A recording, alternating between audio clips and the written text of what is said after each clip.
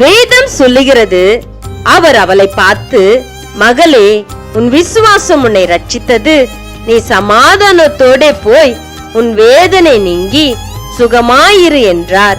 Mark எழுதின சுவிசேஷத்தின் புத்தகம் 5ஆம் அதிகாரம் 34ஆம் வசனம் இப்படியாய் சொல்லப்பட்டிருக்கிறது.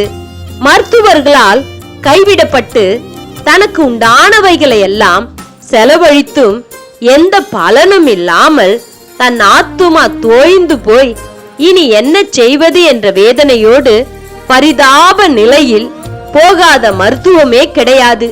வெளியில வர முடியாத சூழ்நிலை, 12 வருடம் தவித்த தவிப்பு.